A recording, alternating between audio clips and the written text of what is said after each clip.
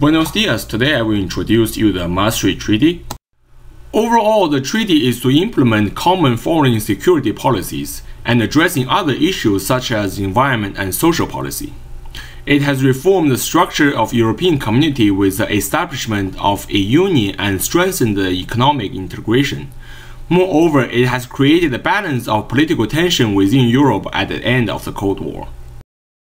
There are 6 founding countries who founded the EU. The European Coal and Steel Community is the organization began to unite the European countries economically and politically. 28 countries have joined the EU. The most recent one was Croatia in 2013. Some of the political benefits that the treaty gives to its members includes free trade among the members.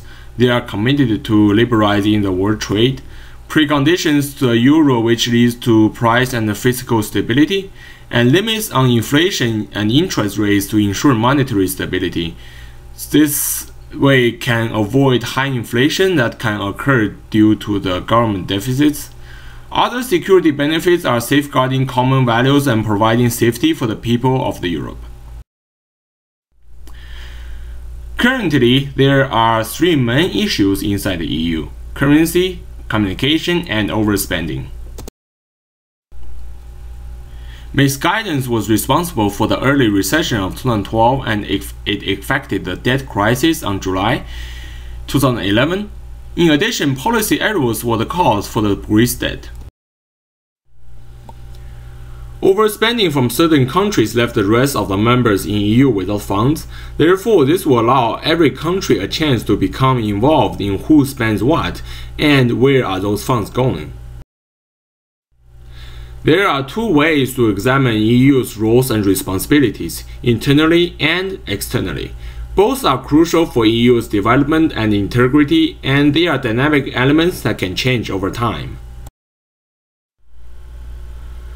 The most critical task for the EU is to regulate the overall financial status. This includes both the fiscal policy and the monetary policy.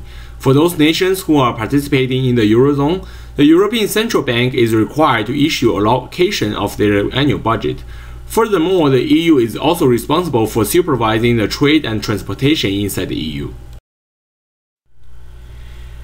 In addition, the EU is also concerned about the environment, energy, education, and culture.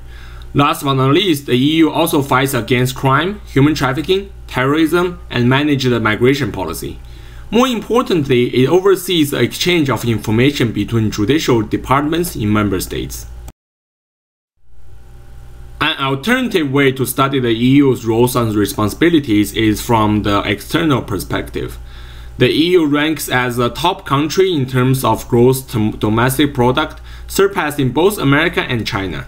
Therefore, it is not hard to imagine that the EU has lots of trade partners. Fortunately, the EU can negotiate treaties with any other country as a whole instead of 28 European countries.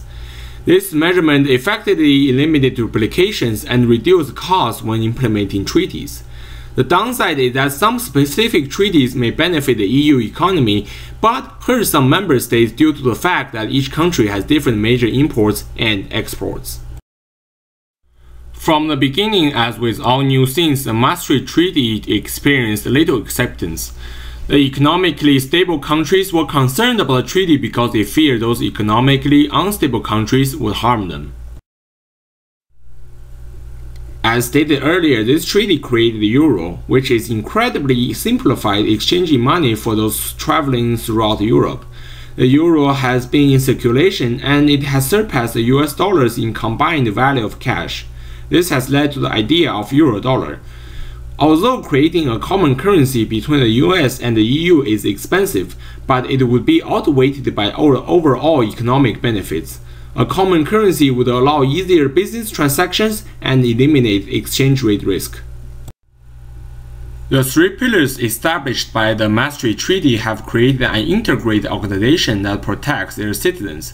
The first pillar focuses on European communities. The pillar manages social, educational, environmental, and cultural aspects of the Union. The second pillar, however, represents a common foreign and security policy. The policy of human rights falls under this pillar and creates a platform for basic human rights. The Maastricht Treaty emphasizes that human rights are universal and indivisible. They will work to defend them within its borders and when dealing with non-EU relations. The European Union also states that human rights, democracy, and the rule of law are part of its core values. The last pillar focuses on police and judicial cooperation in criminal matters, protecting against drug trafficking, terrorism, and organized crime. In conclusion, the Maastricht Treaty is considered a backbone of the current world economy. It focuses on many aspects of both European and international issues. Moreover, it has boosted the overall development of all member states. Despite many challenges, the EU will remain as a long-lasting and mutually beneficial organization. Gracias, and enjoy your stay in Barcelona.